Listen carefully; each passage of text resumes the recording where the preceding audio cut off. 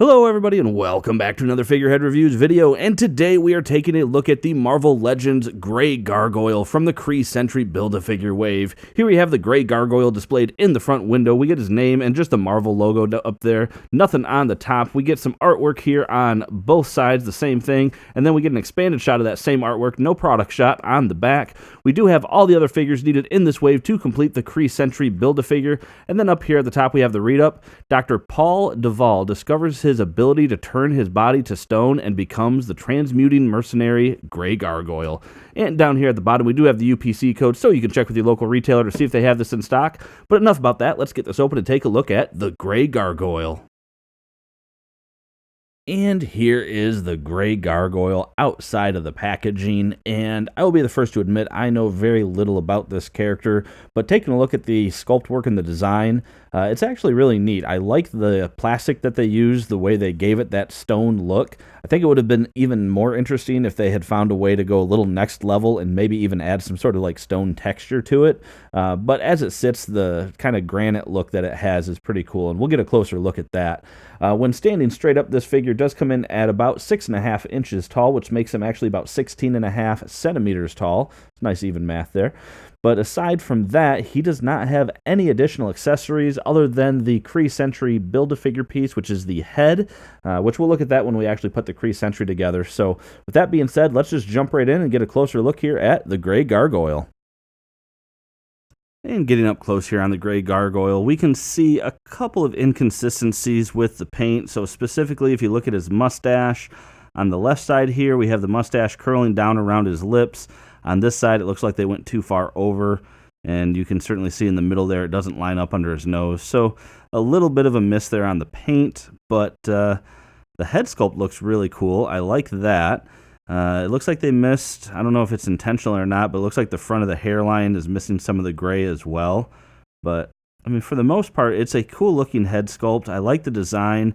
And similar to the C.F.R. figure, I like this use of putting these little flecks of material into the plastic to give it this stone look. I think that was actually pretty clever of them to do. But, yeah, going down the rest of the figure, we have a pretty generic male body mold, nothing crazy there, but looking at those flecks again, yeah, I like that. It gives it a very stone look, and I like that they used it for the cape and everything, which, yeah, that is cool. Which the cape, by the way, so you have these loops that go around the arm, but it does also have a port in the back so that it can hold in place.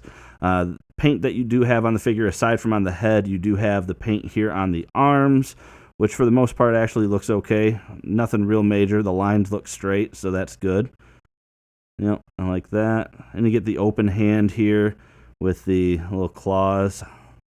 And then you get a gripping hand, but he doesn't have any accessories, so why not just give us either a fisted hand or another open hand? I don't really understand that.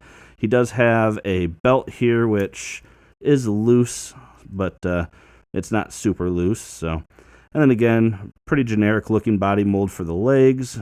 And then we get that same blue with black stripes down at the bottom.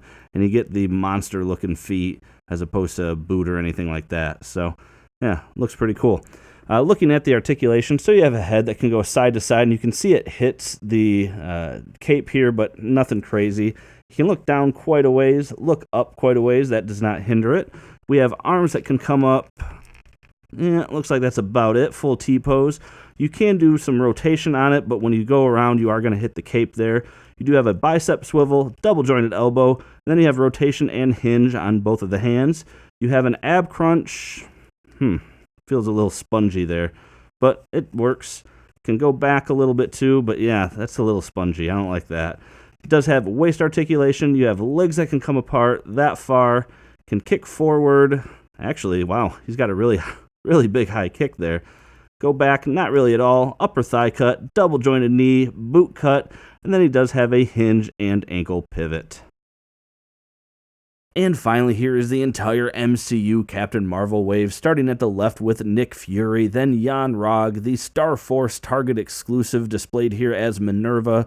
We have Captain Marvel, the Bomber Jacket Captain Marvel, Kree Sentry Build-A-Figure, C.F.R, the Grey Gargoyle, and Talos. And that about does it for this review, everyone. Make sure to check down below in the comment section. I will be leaving my final thoughts on the Gray Gargoyle down there, and I encourage you guys to do the same. I'd love to know your feedback on the figure or even my review process. I always like hearing from you guys. Aside from that, make sure to hit the like button if you like this review. It really helps me out. And subscribe for more content just like this. And aside from that, thanks for watching my video and have a great day.